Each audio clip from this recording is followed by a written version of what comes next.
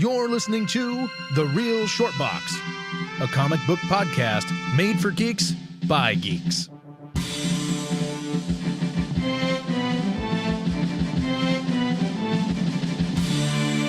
Hello, everybody, and thank you for listening to The Real Short Box. My name is Donald. And my name is Kevin. And coming back again, this is Darren. I mean, I don't know if you guys have ever bought Instagram followers before, but oh my god, it makes you so popular. Yes, it does. And we pay you well. We did buy a few. We bought, Kevin had to buy me to follow our own page because I just don't like doing that kind of stuff. But now, he gave me $20 and I do follow the Real Short Box now, so. Outstanding. You know what? All of my followers have Russian names. I don't know why this is. They tend to be female. Like Boris and Boris, but mostly like Natasha. Oh! Boris and Natasha, eh? Okay, fair enough. Comrade. Okay, my friend. A couple of Vladimirs here and there. Yeah, mostly the females. Well, we're going to be discussing today, speaking of females and males, I guess, we're going to be talking about our top 10 favorite Marvel superheroes. Ooh. Top 10 favorite. Exciting. Now that's exciting. That's pumped up. Some of these choices may be a little controversial. I had to go over it a few times. I had to take people off the list. Mm-hmm. But we love these characters so much that it's hard to come up with a top 10 sometimes. Right. And sometimes you just have to cut some.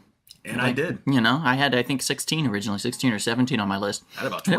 It was a fight. It was a battle. I had about 20. And the best part about this is that from what I've been peeking at already, it seems like we don't agree on a lot of them. Which is good. That means that's going to cause a fist fight later in the podcast. Yeah, I'm going to slap your mouth again. It's also going to help our audience learn even more, possibly, that they wouldn't have known about their favorite superheroes. And that, in and of itself, this is what we do. We shed blood for you. Absolutely. Now, since you are the guest, Darren, I want to start with you. Well, thank you. Here's the thing. So I just want to quickly define what I look for in a superhero. Oh, my Okay. goodness. I will not be including Ant-Man and The Thing and Groot. Why would I be including these fools, okay? Look at Don's face. You're getting him I am a angry. person. Son of a bitch. I'm a person who is really particularly into... I don't want to say more believable because that's the wrong term. I want to say people that exist maybe more in reality that don't necessarily have the blessings of superpowers. I have a couple of people that are blessed with superpowers, and granted, they are amazing, but I wanted to mostly say that I look at characters that are not just randomly dreamed up, and I know that these writers didn't just randomly dream these up. To me, these heroes represent something about humanity or society. Remember, the Marvel Universe goes way back, folks. I mean, we're talking way, way back. Almost 80 years, brother. Mm-hmm. So when you think about it, there's been a lot of things that have changed in our society and about humanity, or at least the way we view about it over the years. So with all that being said, looking for emotional depth and people that are very, very outstanding. Number 10 is none of those. Number 10 is just a cool one, and that's Clint Barton, Hawkeye. Oh, my goodness. Now, I'm a huge fan of Hawkeye because... You like Jeremy Renner. That's Are the you- real reason. Are you saying hot guy? Like you think he's hot?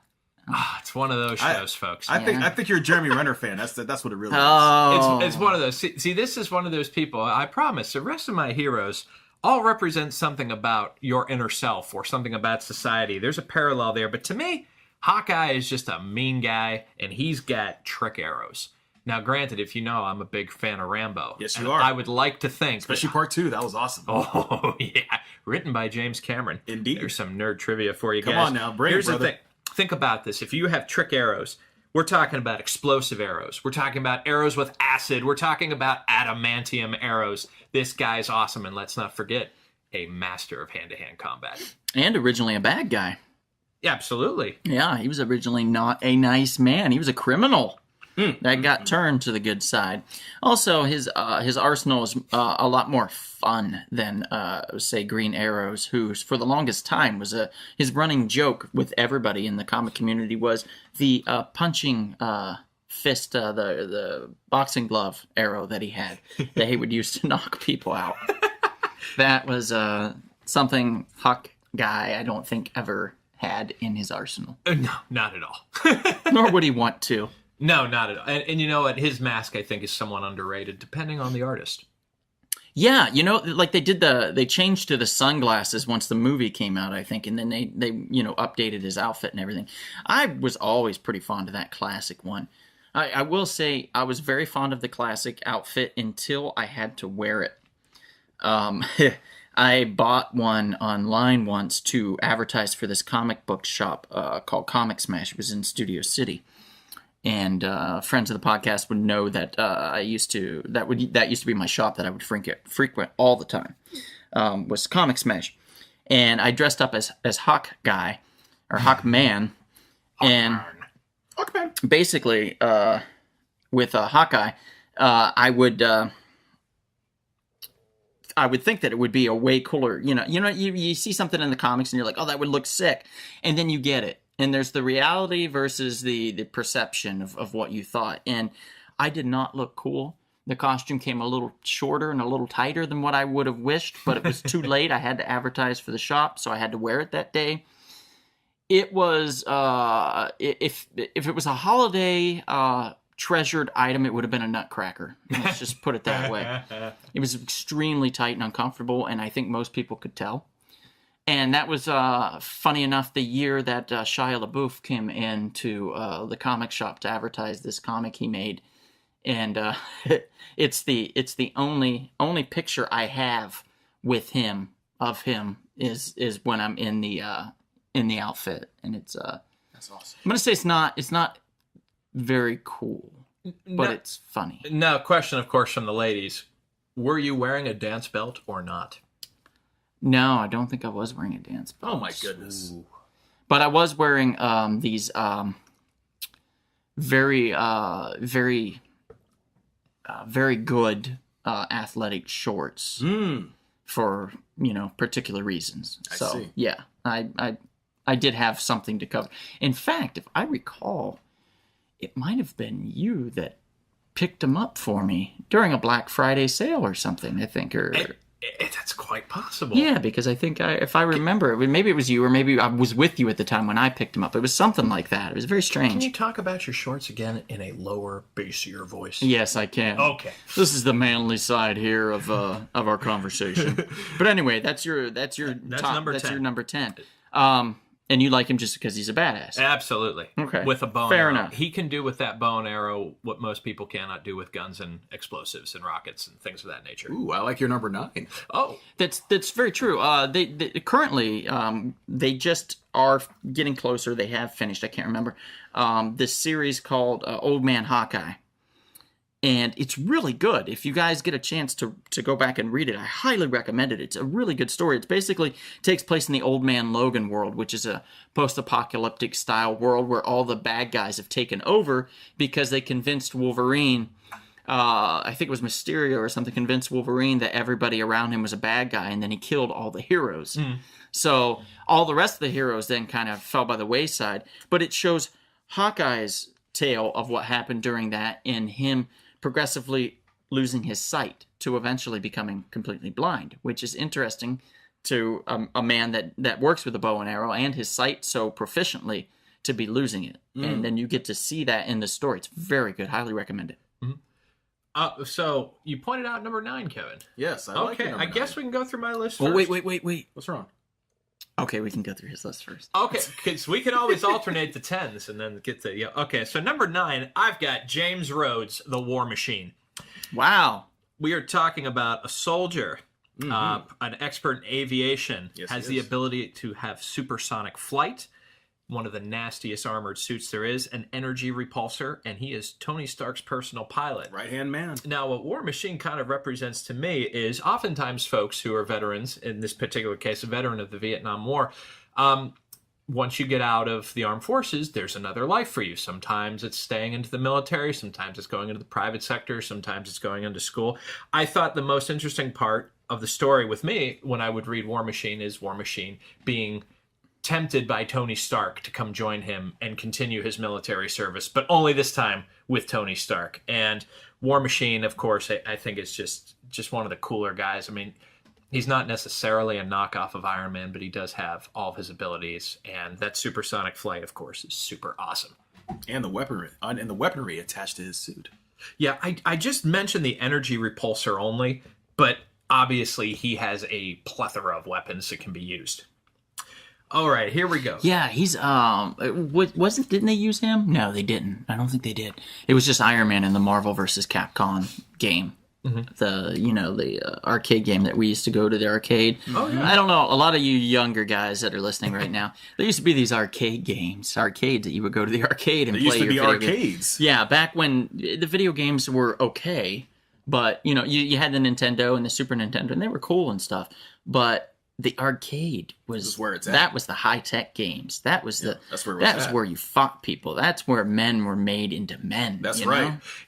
I almost feel like those Marvel versus Capcom games really kind of started off these superhero beatdown competitions. Oh, yeah. This was something that really inspired it, and this is a topic that goes on and is never ending even today.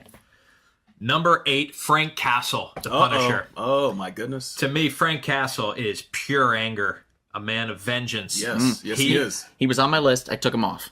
Oh, but he's up there for me too. No, and I understand Frank Castle, especially if you're a reader of comic books. There are a lot of holes in the story, and there's a kind of almost a simplicity to him that is not necessarily admirable. This man holds grudges like you wouldn't believe. He does things in the gray area. Yeah, he kills mobsters. He gives powers to this vigilante, and the thing is, what I think. The Punisher, who came out in 1974, he represents to me a hero in a world of urban decay. So as you know, in the 70s and the 80s... Dirty Harry, baby. Yeah, a lot of themed movies that you would have had to do with urban decay and the parts and how our cities were basically trash and our cities were dangerous and things of that nature.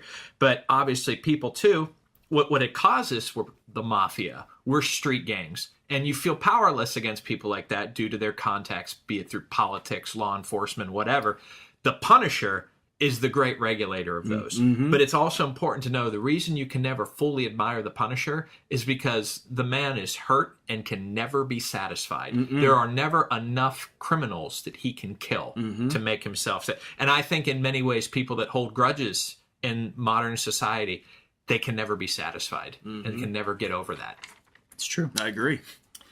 All right. Number 7, Johnny Storm, the Human Torch. Well. Now, Johnny Storm, of course, is a master of the most dangerous of elements, fire.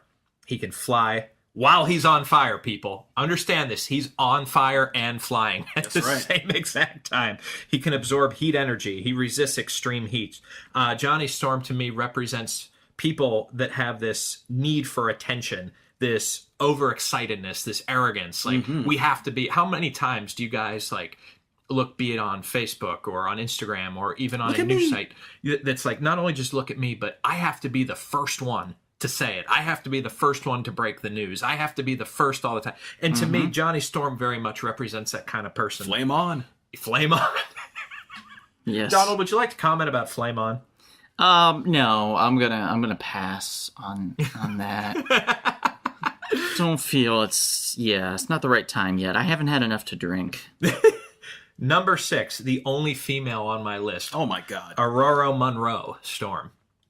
Ooh, Storm. Hey, all right. Wow. We are shifting a little bit here, okay? Okay. She was born with superhuman powers. She was born with actual ability to control the weather. Now, I think you need to deeply understand what that means to be able to control weather. She can legitimately shoot lightning at you. She can cause rain in dry areas. She can bring the plagues upon you. Basically, yeah. And the thing is, I never quite understood. Controlling of atmospheric pressure. That's just nasty.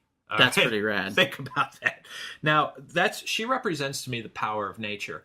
There are those who respect nature and there are those who don't. I would say there are more that respect it than don't. But the people who probably know the potential of it may not believe what it is capable of until they tempt it a little too far. And I think Storm is a very interesting character in that sense because she can bring death to a big city by bringing a drought, and she can bring life to a desert by bringing water. I find Storm to be really awesome and one of the rare people on here that are legitimately just superhuman, superhero, top to bottom.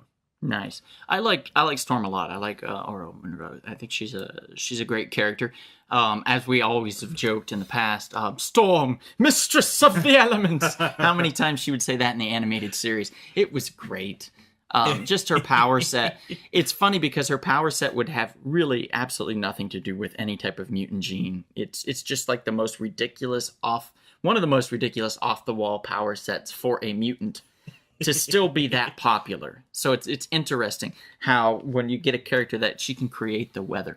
Maybe I could say that she can create her own perspiration and control that or something. You know, I would see that. But to be able to control the weather throughout the world, Gerard Butler better look out, because this is a geostorm we have yet to deal with. Oh, he went with Geostorm. I did. Gerard, I hope you liked that. I hope you appreciated that, sir. You know, I saw that trailer for Geostorm, and then I watched the movie a couple nights ago for the first time. And man, that trailer and that movie, it was not accurate. It was, for you conspiracy nuts out there, Geostorm is your movie. Yeah, that's true.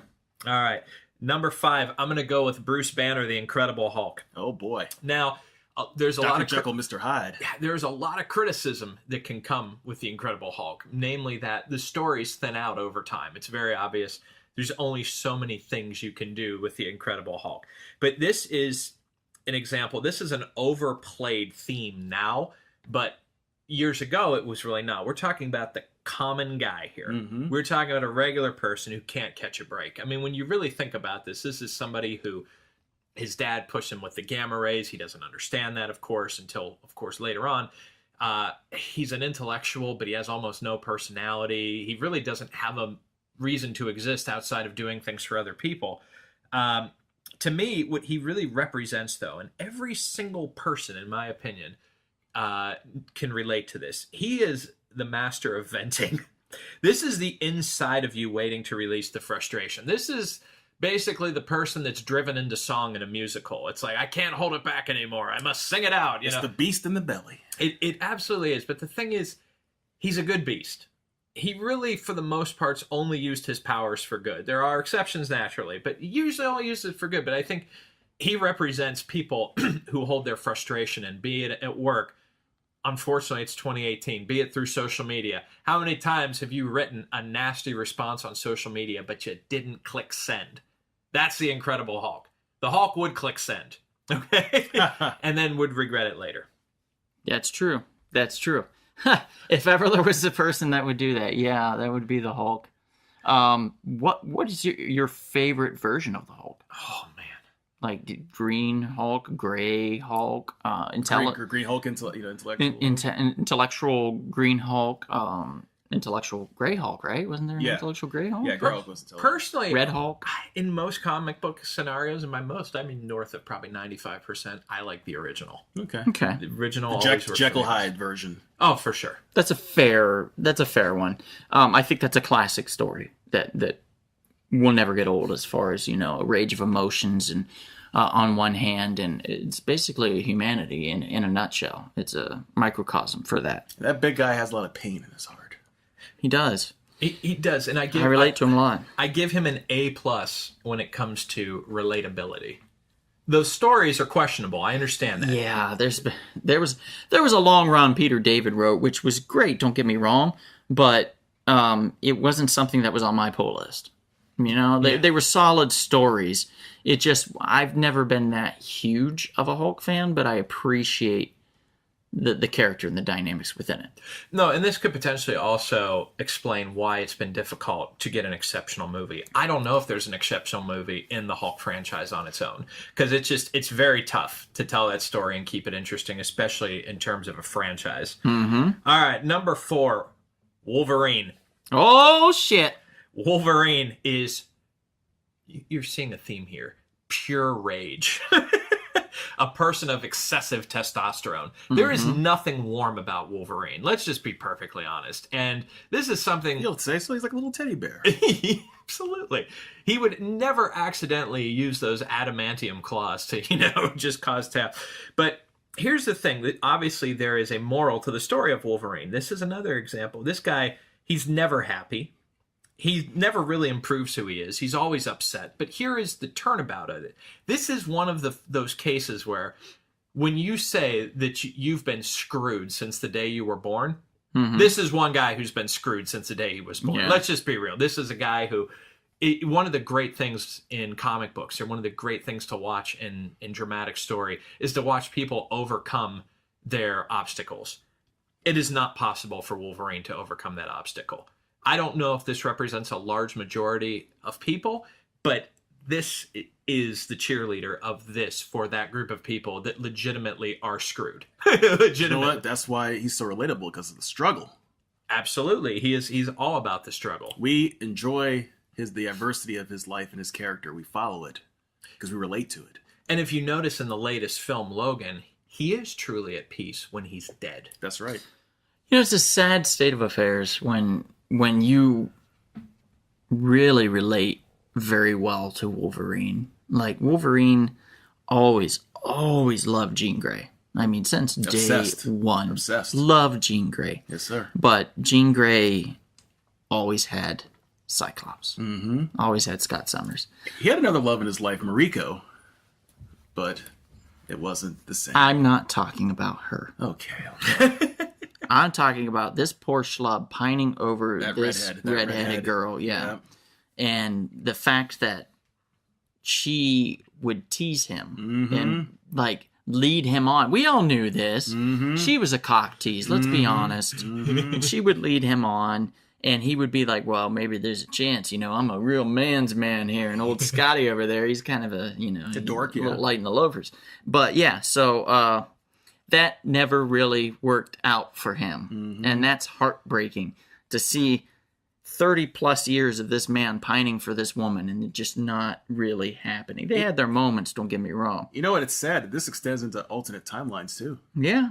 Yeah, and what's interesting to me also about Wolverine is no matter if you're the most positive person in the world, which generally a lot of the people in this room are, you're the most positive person in the world, you do have moments like Wolverine. Yes.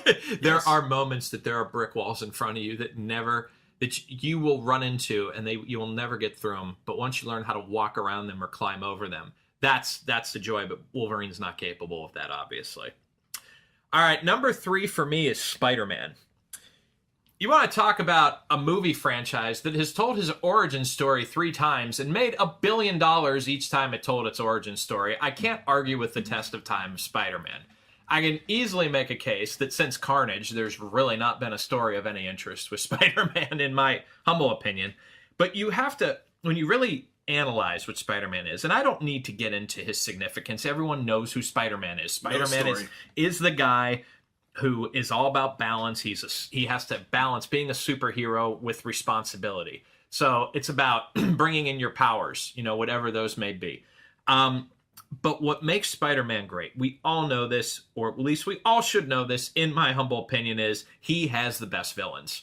I don't think there's any question about it. I don't want to get into DC, because DC, that's a different discussion with villains. We'll get to that at a later point. But these villains here, think about this. You have Venom, Green Goblin, Carnage, Doc Ock, Lizard, Mysterio, Kraven the Hunter. Very underrated. Should get some screen time already. I agree. Sandman. Actually, he might.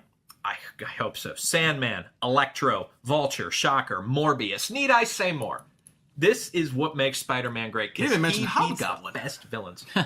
Well, the Hobgoblin I'm okay with. I mean, there's only... The Hobgoblin's just a repeat of the Green Goblin. Come on, let's not fuck around here. Yeah, and how many... Kevin, let's be real here. How many villains... What? Keep staring at me with that face. How many villains does Spider-Man have? I can't sit here for 40 minutes and name all of them. Yes, Right. you can. And, Yes, then, you can. and then are you going to go, oh, the Goblin King next? Oh, wait, what about the Red Goblin? You know, there's so many different goblins. The Green Goblin was the first in the original, and you don't need anything after that. Kingpin? Kingpin's a great villain. He's not a goblin. What are you... No, it's about Spider-Man villains. That's what it's all about. Well, yeah, but I mean, like, you only need to mention, like, when you're talking about the Green Goblin, you don't need to mention the Hobgoblin and all the other goblins that came after it. Well, I feel I need to. Well, you're incorrect. Now, what I did here, Kevin, is I tried to get We're gonna villains fight. that have a lot of versatility behind them. Venom, we all know, is pure strength, pure power. Mysterio is a master of deception. You know, I could have put the Chameleon in here as well, and I could have put others, but the bottom line is, like, look at that variety. And Spider-Man defeats them all. Well, you know what? He's a scrappy, plucky kid. Mm-hmm. Ingenious kid. Invented his web shooters. Right. He did. He did invent his own goddamn web think about shooters. it. Look at that. And in the Sam Raimi version, when they made it organic, that was the worst. Well, that thing came in the from world. James Cameron's 90s script. That's where that came from. Yeah, well, whatever. I don't care. It's awful. It's just bad. Okay. It's bad for business. Okay. You see how it affected the money that they pulled in. Yeah. They barely made enough money on those movies. Apparently so. Jeez, Apparently. did terrible. Only got 3 out. We had a chance to tell Sam a couple years ago too, Donald. We did. We both worked with Sam Raimi. He smacked you in the face for insulting or just basically questioning his No. tactics? But I had a few good conversations with his assistant too, without knowing first that it was his assistant. So he may know a few things by now of what I thought of certain things. But it is what it is. But Spider-Man's a great hero. He's up there in the world. I would definitely put him near the top. Yeah, when you're talking about Marvel, I mean, you've got Spider-Man's the cover boy for Marvel. This is just the way it works, folks. Right. Number 2, Captain America. Oh, USA. If Wolverine is negativity, Captain America is positivity. That's true. He comes from a different time. He was a patriotic super soldier created in 1941. This is right around the time of Pearl Harbor. Weapon 1 program versus the Weapon X program. Yeah, absolutely. He was revived permanently by Marvel in 1964. So he didn't have a straight line of comics until 64. You're right. That's But right. it is continuing to this day. This is a really weird thing. This is for those people that are the real nerds, that are real particular about these things. Come on, break it down. Captain America is the maximum of human potential, not superhuman. There is a difference.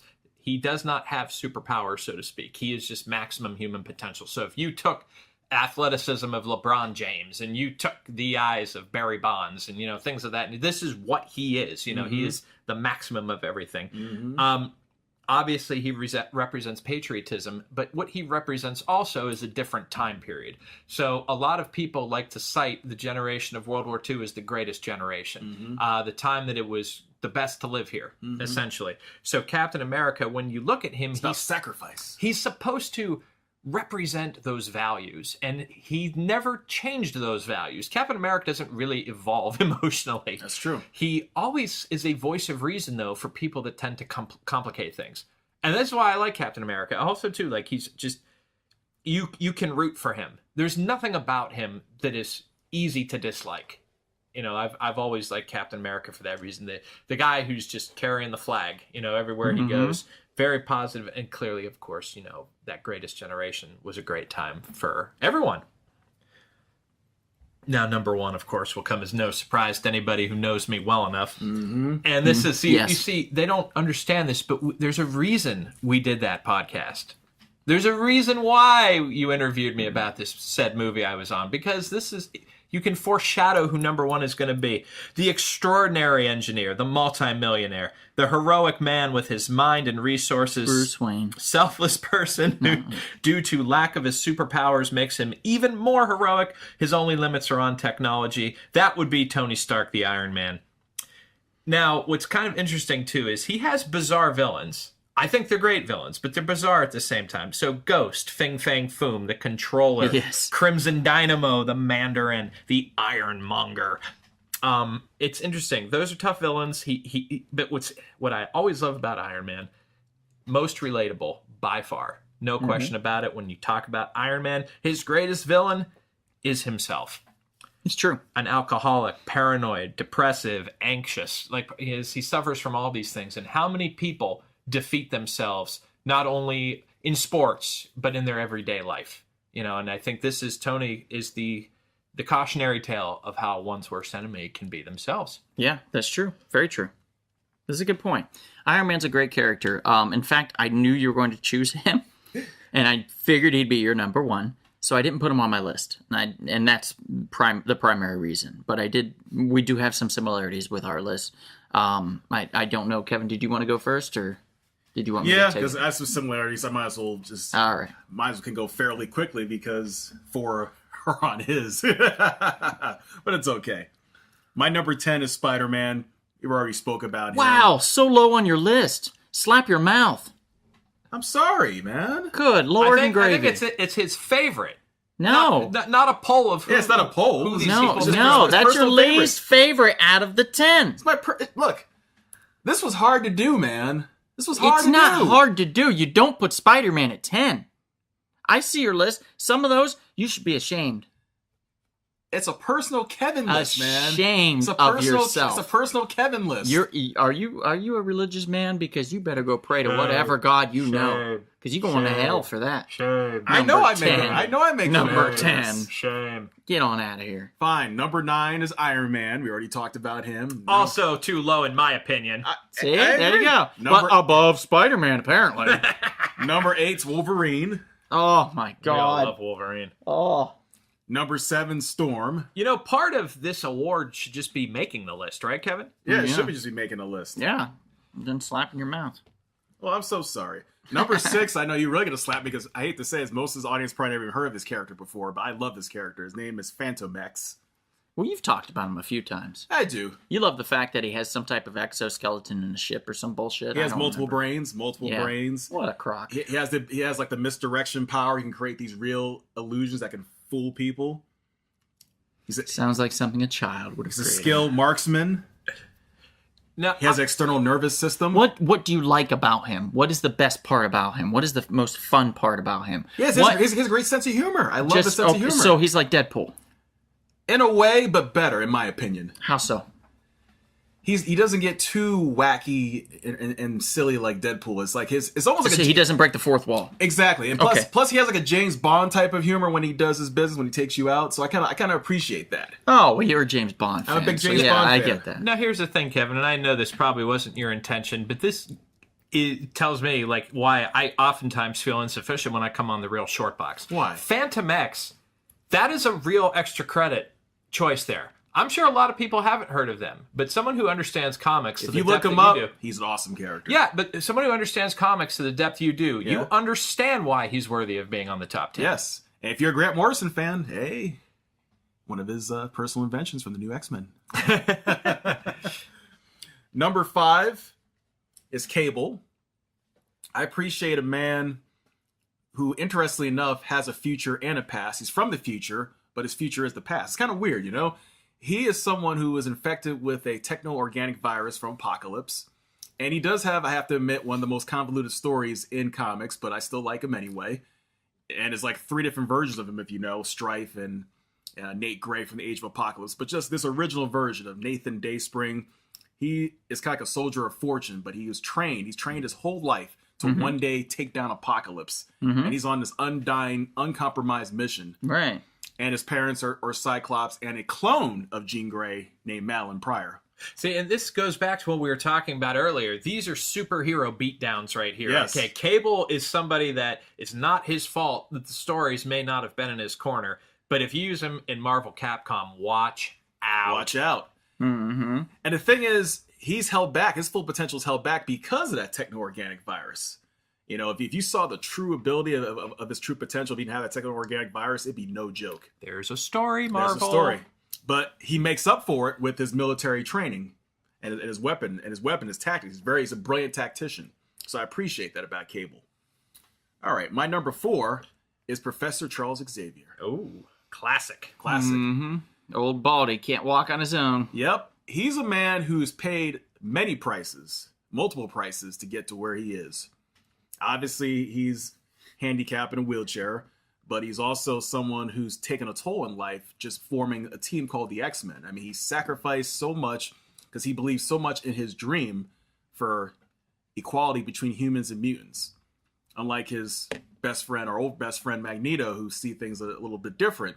He's someone who's like, no, we have to try and work it out with the humans. We have to try and work it out. Yes, they treat us like crap, but I know there's some good humans out there. We can make it work. We have to integrate, mutants into society. Right. Bring respectability to them. Yeah. And he's had a little convoluted storyline too. Where Well, it's a tough world for Professor Charles Xavier to Yes, hold it that is. line. Yes. Because he could so easily slide into Magneto's realm as far as the choices he makes. They're always persecuted. It's Yes. like being somebody that nobody likes, but but you still want to love everybody and show them that you have qualities that they should respect. Absolutely. It's much like being, I don't know how to even put it. Like in society, it's so hard sometimes to prove to people that you have value and you have worth. Exactly. And to have to do that for a whole race, a whole whole group of people. That's why he holds a special place in my heart. He's gotta have them broad shoulders to hold up all these other people with him. And guess what? I didn't even mention his powers. He is the most powerful telepath on Earth. If he wants to, he could control the minds of like virtually everybody, especially through Cerebro. Yeah. He could do if he was evil, he can be like literally he could be like a menace. He could be like literally an MCU villain. He would have been one of the worst villains known to mankind. He could be like an MCU villain right there in a movie if you wanted to. Professor X, see, that's the other thing. He's held back at times. He's held back. They've often compared him to Martin Luther King. Yes, much like Magneto was compared to Malcolm X. Yes, that's correct. And I can see a lot of parallels in that. And yeah, if he did go bad, that would be real bad for the Marvel universe. And he has technically, as you know, the character Onslaught was created by him, right? Subconsciously. Yes. And for all you political science geeks out in the audience, Professor X and Magneto, to me, is a parallel between liberty and tyranny.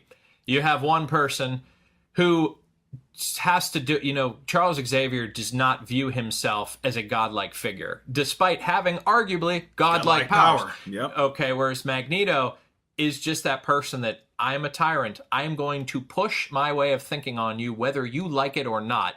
And you just have to hope he doesn't wake up one morning and is in a bad mood. Mm-hmm. And it really kind of goes back to that whole theme of responsibility, which happens in a lot of Marvel stories, for that matter. That's right. It's true. Very true. Oh, sorry to interrupt, everyone. Just wanted to mention real quick about a shop in Canoga Park, California called Spiro's Heroes. Elliot, the proprietor of the store, has over 300,000 books in what's called the Temple of Comics. That's Spiro Heroes in Canoga Park. Spiro'sHeroes.com. Right. Who's your next one? My number 3 is Black Panther, Mr. T'Challa himself. He is also a master technician, much like Cable. That's the first African. Yes, in comic book history. Yes, that's correct. T'Challa, the king of Wakanda. He's a brilliant man, similar to Tony Stark.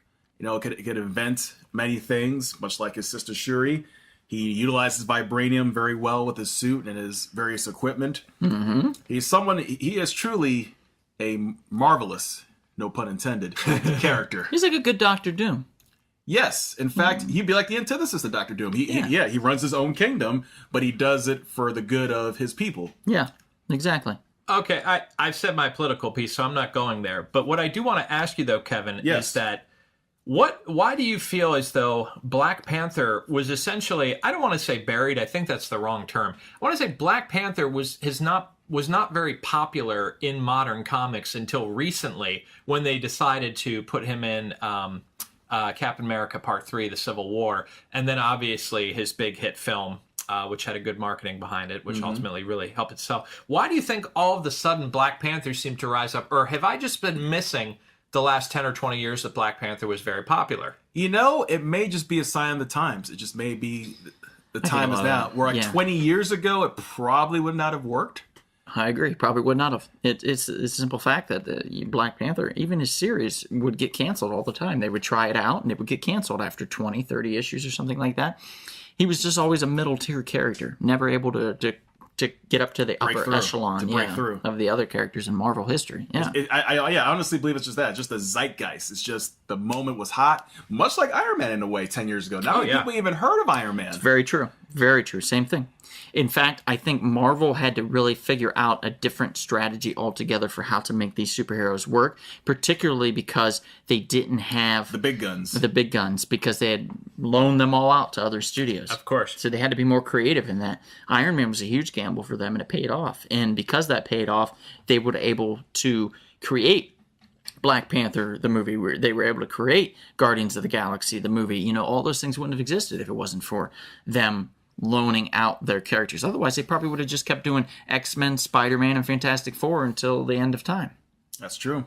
Much like DC's problem that they used to have: Superman, Batman, Superman, Batman, Batman, Batman, Batman, Batman, Batman. They still got a lot of problems with Same that. villain, same villain, Same same villains. villains. Joker, yeah. Lex Luthor, Lex Luthor, Lex Luthor, Lex Luthor, Oh, Lex Luthor. God, if I have to hear his name Yeah, one more I know. goddamn time.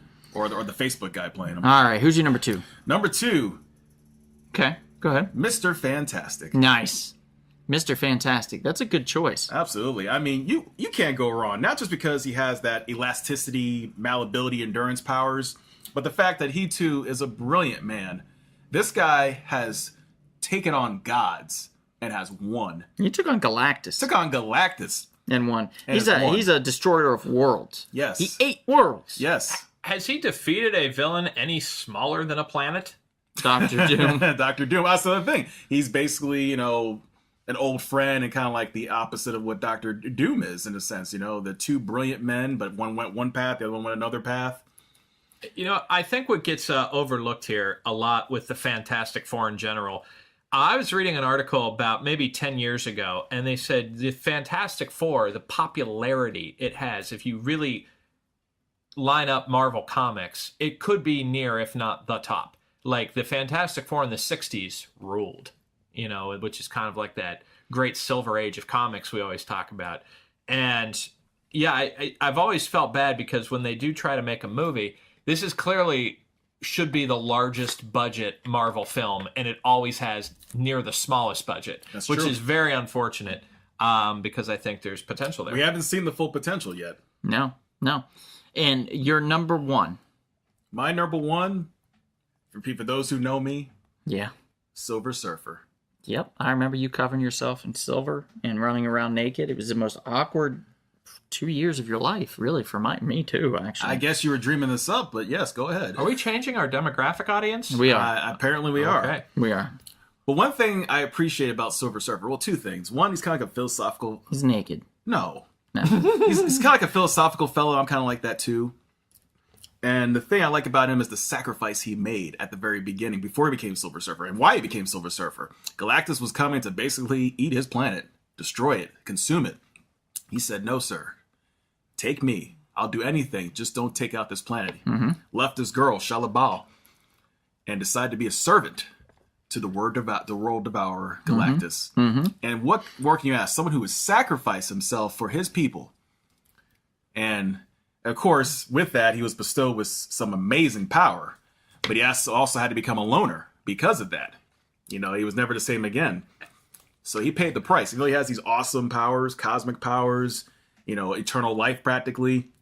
He had to give up the lady of his life, give up the friends he had, and leave his home to serve. For essentially eternal misery. What does this guy do? All this guy does is show up and tell you you're about to die. That's a hard job. Yeah, Let's just be real. that's the first part. But then, of course, the second part of that was when he rebelled against Galactus. He said, "You know what? This Earth kind of reminds me of my home in many ways. I like these people, especially when he met the Fantastic Four. It's like, no, Galactus, please, no, you're not doing this." And of course, he was banished by Galactus. I like Banished. Yes.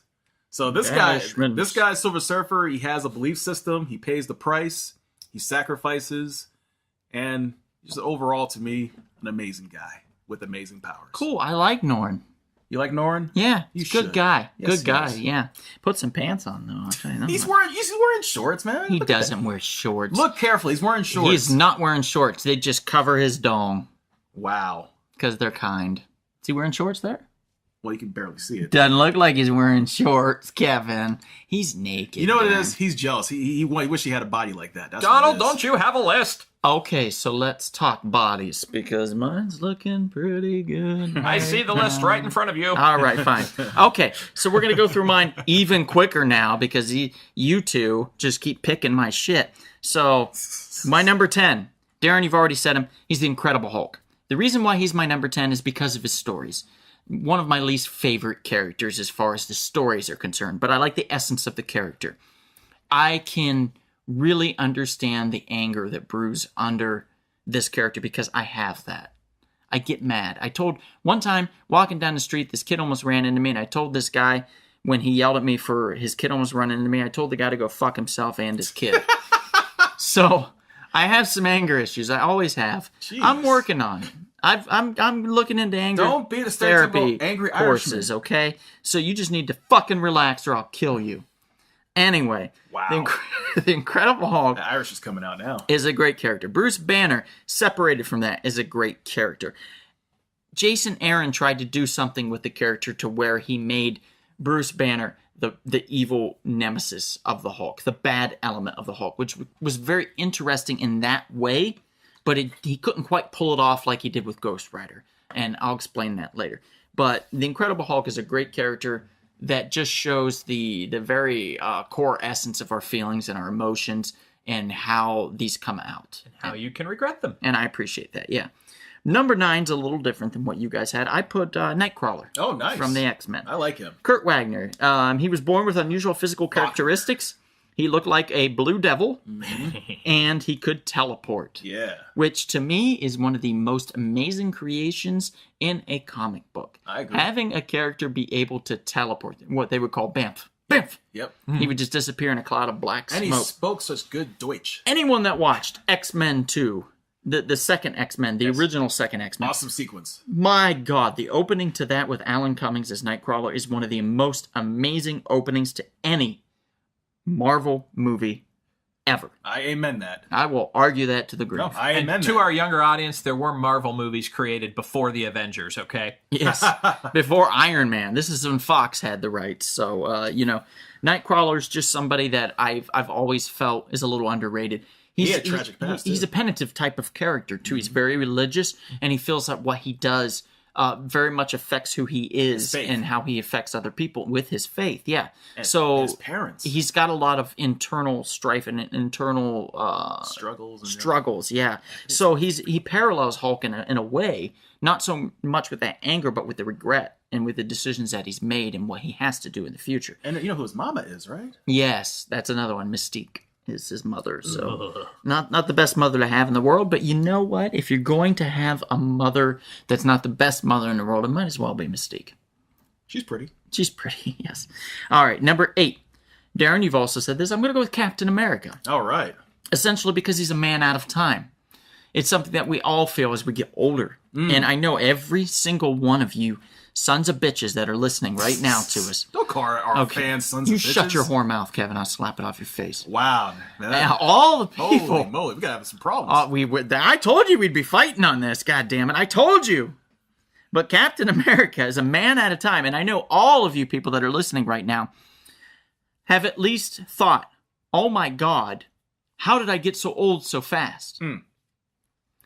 This motherfucker feels that every day because He's old. he's old as shit. Over 100 years old. Because when people were talking about Froyo, he doesn't know what that is. If you say, oh, it's frozen yogurt, he still doesn't know what that is. That's true. He didn't have it. He Nope. doesn't know. Nope. You know what I mean? This son of a bitch he's so out of the world. It doesn't matter. If you're out for that many years, from the 40s, right, to the 60s, Right. if you're out that goddamn long, it's going to take the rest of your life to catch up. He's probably shocked when he just first is. saw an electric guitar. He's like, what is this? Yeah. Jimi Hendrix would have blown his goddamn mind. Yeah, he doesn't even know what a jukebox is. Right. Crazy, right? This is crazy. So for that alone, I selected Captain America. So I'm with you on that. All right. Now, my number 7, it's going to vary a little bit from you guys. I chose Ghost Rider. Is this the Johnny Storm or the Dan Ketch one? Well, we got to go with the original. Okay, Johnny. I mean, just because of the character, Johnny Storm. Or Johnny Blaze, I'm sorry. Yes, Jesus. not Johnny Storm. Johnny, he's not flaming on, he's flaming his skull. But they originally had, it's interesting that they originally had a Western comic character who had the name Ghost Rider. Mm-hmm. And that character, they ended up changing a little bit. He was originally called, what was he originally called? The Knight Rider, I think? Yeah, or something Knight like Rider that? or something like that, yeah. Which ended up being adopted by a Ku Klux Klan type of scenario. Yeah. So Marvel then had to change the name to Ghost Rider. And then they were like, well, Westerns aren't so popular anymore. So in the 70s, they came out with the character of Johnny Blaze, who was the Ghost Rider of bikes and, leather and spikes and skulls and flames. And he was basically the spirit of vengeance. He had the penance stare. He would stare at you and make you whatever you did wrong in the world, you would burn for, essentially. So if you were a bad person, he could melt your goddamn face. Him and Nightcrawler should team up. Ghost Rider is one of the most underrated Marvel characters. I agree. He is one of the coolest cats there is. He's one of the strongest cats there is in this universe. He has a chain. He could whip around and cut through anything. That's right. We're talking like a hot knife through butter. It could cut through a wall of concrete, solid metal. It didn't matter. So Ghost Rider could do it. Plus, there's 2 films, one of which has a Christopher Lambert appearance. Ooh. And second most importantly, now was Nicolas Cage, in your view, was that a good Ghost Rider choice? No, not at all. Way off. Way off. Okay. Bad choice. The story was bad though too. So everything about it was just an awful decision to make. And in fact, those of you prospecting Danny Ketch, I would get his first appearance. I agree. It might be something you'd want to look at. I agree. Because he picks up after Johnny Blaze, kind of goes by the wayside. But Ghost Rider is another one of those characters that I feel he's atoning for something. Mm-hmm. You know, there's a lot of things that he feels that he's done wrong in life and in a loving relationship that he was in, too. Mm-hmm. He made some mistakes, and he's trying to atone for that, too. Mm-hmm. If you see that guy walking down the alleyway, you will piss in your pants. Yeah, well, when his head starts to light up and his face melts. Yeah. So number 6, I went another route again. Hank Pym. Ah. Like Hank Pym. Brilliant scientist. Not necessarily, we're talking about Ant-Man, not necessarily Giant Man or Goliath or Bumblebee or whatever else, you know, we're talking about, Yellow Jacket. Not necessarily any of those. It's bad as intellect. But yes, exactly, Kevin. We're talking about the intelligence of Hank Pym. The fact that Hank Pym created the Vision, which is why the Vision isn't on this list, by the way, or he would have been. But he was created by Hank Pym. So you can't have a character without the creator being on the list. Of course. So, sorry, Vision. Same thing with Ultron. Ultron is a great villain created by Hank Pym.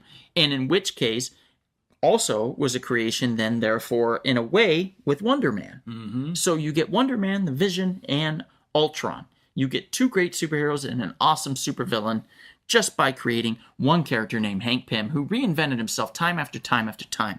Now, let me tell you a little bit about Hank Pym. Just in the fact of why I broke down the essence of it. Hank Pym is also a man that's made many mistakes. I tend to lean towards these characters. Lord of the Rings, Boromir was my favorite character because he made a lot of mistakes, but he saw the error of his ways. Same with Hank. Hank technically didn't necessarily hit his wife, according to the writer, but the artist misinterpreted what he was stating and threw it in that he hit Janet Van Dyne. Yes. Domestic abuse. And it was a domestic abuse thing that came out. Now, there's a lot of anger in Hank Pym, and the fact that he made this mistake and he did that, he's been atoning for that in these comics ever since. And she eventually took him back. And whether that should have been something that took place or not is entirely up to the creators of the story, because oftentimes, as we know in life, people will take people back that have abused them, whether physically or mentally, emotionally, things like that. And people do make mistakes with this, physically, emotionally, mentally. And then we have to look at basically why these characters did what they did and how sorry they are and why these other characters took them back and how that made them stronger as characters. So you have to look at this whole psychological realm when you're dealing with somebody like Hank Pym, which I find very fascinating. I think he's a very good character for that and for his intellect. He's a very intelligent character, very smart. So we'll move on quickly. We're going to go to number 5. I don't know if anybody's covered him. I don't think you have. No. Number 5 is Thor. Okay. The reason for Thor, now I'm going to tell you right now, Thor bored the shit out of me as a kid. One of the worst characters I've ever read. I did not like Thor. I did not like him at all. As an adult, I've learned a complete different respect for Thor. Not because of the movie so much, but because of the fact that he is a god trying to live among men. Much like with Superman. Superman's real identity is Superman. That's right. His alter ego is Clark Kent. That's right. Thor's real identity is Thor. That's right. And to live amongst men, he had to go with the name Donald Blake. Blake. Right. So he had to go with this fake named character to humble himself according to his father, to learn to live amongst the mortals and fit in, and then he learned to enjoy himself. That's something we all need to think about and look at, is no matter where we are in life and who we think we are and where we're at, we should always look at other people and where they're at and how we can help out. So it's a very good character for that kind of scenario, for just helping and caring for others. Thor, when he would hear people call to him and pray, he would be like, I'm the god of thunder, I need to step in and help. So we're going to go to number 4. Another one that you guys did not have on your list. I apparently had a lot here. Blade. I almost had him on my list. He was just outside the top 10. Blade is amazing.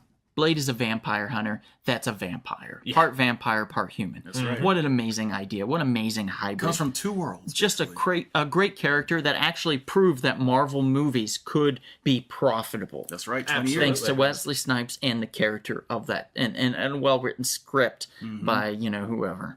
But you know who you are, buddy. You misogynistic son We of a... like you, David. Well, me. Yeah, I'm not so fond, but that's fine. He's a nice guy. Sure. So Blade, he's not very fond of Wonder Woman, I'll tell you that, and I'll slap his mouth. Blade is a great character. Great, he uses swords, he cuts vampires' heads off, he hunts Dracula. I mean, what? I don't know if there's anything else I need to say. Him and Ghost Rider opened the Marvel Dark Realm, the world of darkness in Marvel. That's right. And it'll go a little further into that when we get to one more up the list, actually. Number 3, this will be highly disputed by most people, but I say the Black Knight. From Monty Python and the Holy Grail? No, not from Monty Python and the Holy Grail. No. We're talking Dane Whitman here. We're talking a man with the ebony blade. We're talking a man with a blade that can cut through anything, that has the values and morals of good people, that there is right in this world and there is wrong, and he will stand in the light to fight that darkness. That is why I chose Dane Whitman. He's an amazing character with so many facets to him that has yet to be explored, to be honest, in the Marvel Universe, but just ripe for true potential. So Dane Whitman, hang tight, buddy. You're going to get your due someday, I can promise you. No matter what people say, Thomas. Number 2, I chose another one that you guys did not choose. I chose Doctor Strange. It's a good choice. The Gnostic. Doctor Strange rides that Marvel dark realm very well. He rides it very fully. He's a very he brings in the magical element of the Marvel universe. He is Tony Stark, the Tony Stark of magic. Mm-hmm. He's arrogant. Mm-hmm. He comes from money. Right. He knows his way around things and can figure things out quite well. The only difference is his technology-based understanding isn't there. It's with magic. It's with sorcery. Breaking down. Yeah, and of course surgery and things like that because he was a doctor. But it's with sorcery, yeah. He is the gateway. He is the one of very few men to actually defeat the Hulk. That's right. And you can't have the Hulk just go crazy and go unchecked. You need Doctor Strange. Plus, when you're dealing in sorcery, you must be very precise or there are consequences. Yes. Absolutely. Which brings in Dormammu. Yep. It brings in so many dark elements into the Marvel Universe that we will eventually discover in the movies or, if you read the comic books and stuff. He actually did team up at one point with Doctor Doom to go find his, help his mother's soul, if I recall, from Mephisto. And he has interacted with many of the cosmic entities of the Marvel Universe. Yes, because he does do the he'll step out of his body and he'll what do they call that? It's out of body experience. What are you trying to say? Yeah, you know what I mean. That's that word Gnosticism that he floats out of his body and he's got in the other world. It's his spirit. Yeah, spirit world, so to speak. I don't know. Yeah. You're no help at all, Kevin. I could explain it thoroughly, but we don't have time for that tonight. We don't. The last one on my list, and rightfully, Kevin, number 1, Spider-Man. The Marvel banner holder. Spider-Man. Stan Lee's number 1 choice for his, God rest his soul, his best character idea ever. The first time he had really introduced a lead character as a teenager to relate to teenagers, to show them that you can make mistakes and be the lead. It's okay. You can say, "Hey, pal, I don't want to deal with this." You can make mistakes and you can be forgiven. He taught us with great power comes great responsibility. And because he walked past the villain, a bad guy, and didn't stop him. And when they said, hey, why didn't you, cops said, hey, why didn't you stop him? Oh, it's not my problem. That guy goes and kills his uncle. Kills his uncle. The mistake that he made, he's lived with now for the rest of his life. That's right. The rest of his life. Just stepping aside and letting evil men do evil. If the job of a good man is to step in, otherwise you let evil do complete harm to everyone in the world. There's a phrase out there, we all know it, but for Spider-Man, it's just atonement. That Again, teenage angst, it's the teenage angst.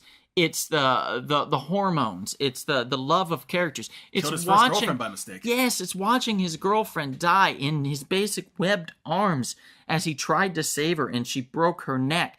Just trying to fix things in his life and being unable to, and continuously bouncing back to show the strength of his character alone makes him number one. Also, his identity, to keep his identity intact and keep it hidden. All keep the it things hidden. he has to do hide to do that. Hide it from Aunt May, hide it from his best friend Harry, hide it from, of course, who would Not later letting be- anybody know who he is, Are really. you two finished? Carrying this burden. I'm going to jerk goddamn Peter Because- Parker off for hours here. Because- This is how number one he is. Because I'm going to take Kevin's defense here, and let me tell you why. With great popularity comes a lot of imitators of you.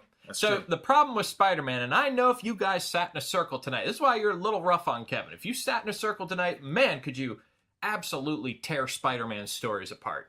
Because there are a lot of people that have legitimate complaints about Spider-Man. We all get this, but that being said, the reason they have those legitimate complaints is because of his greatness. And they want to see the greatness continue. But Spider-Man is the banner holder. But clearly, there's so much we can criticize. Because there's been, almost 600 issues of it. More than that, sir. Sorry, I'm a little behind right now. I'm a little behind. So issue 600 came out about 3-4 years ago, correct? Oh, no, sir. More than that. There's over 800 now. 800 issues Oh, now. because I can't remember. Okay, so 500 would have been about 15 years ago. Okay, sorry. Go ahead. It's okay. It's been a bit of time. Yeah. Been a Can't bit. be perfect. But let me tell you right now, you're both wrong. Spider-Man is the best Marvel character that was ever created and ever will be I would say created, he's the most relatable Marvel character. which makes him the best. Not necessarily. There was a constant criticism of Superman that Smoke Superman this. had no vulnerabilities. When you think about a teenage character like Spider-Man who has superpowers but vulnerabilities, that really was a big move for comic books. That's true. Because generally speaking, before that, we were talking about invulnerable comic characters. That's true. But you know what? Spider-Man's still the best. He's great. I love As evidenced by the thousands upon thousands of issues and God knows how many Spider-Man universes. It's true. And the fact that I would say probably if you're looking at popularity, you would go Spider-Man and then you would go X-Men. To me, that's always been the way it is. Spider-Man and then X-Men. Beyond that, there's more debate. But really, as far as popularity, it's Spider-Man number 1, X-Men number 2, and then you go from there. Which are two of the first Marvel movies that were attacked by major studios. Yeah. That's true. Yeah. And, the Fantastic Four, while their days have yet to work out for them, I believe the sun's will. going to shine on them at some coming. point. Yeah. Especially with Marvel's first Disney family. and the Marvel Cinematic Universe taking over. We'll see how that goes. But with that, guys, we've debated, we've argued, we've talked, we've fought. cried. Okay, well, Kevin's cried. I slapped his face earlier. We've had a really good time debating this. Guys, if you have your top 10, please post it. If you're watching and listening to this on YouTube, post it in YouTube. Hit us up. You can email us. You can reach out to us on Facebook, The Real Short Box on Facebook. We're YouTube. on Instagram. Right. We're on YouTube. We're on iTunes where you can listen to us there. Please reach out. Let us know what you think. If you have questions, anything. Like we've had people recently reach out to us. We had a guy ask us if he could use us for a college source for some information that he was doing for a class, which was awesome. So we really appreciate that. Thank you. It was fun. We had another person reach out and say, hey, I have these comics. How much are they worth? That's fine too. Just let us know if you have questions. That's what we're here for. We're your comic book source. And if anyone wants to reach me personally, my email address is Josh Trank deserves a second Fantastic Four movie at gmail.com. Okay. That's not a very popular email address, I will say. He's gotten one email, and it's probably from Josh. But with that, my name is Donald. My name is Kevin. Special guest, Aaron. And maybe if you're out and about, you'll see us, and we'll see you at the comic shop. This has been The Real Short Box. We'll see you at the comic shop. Thanks for listening.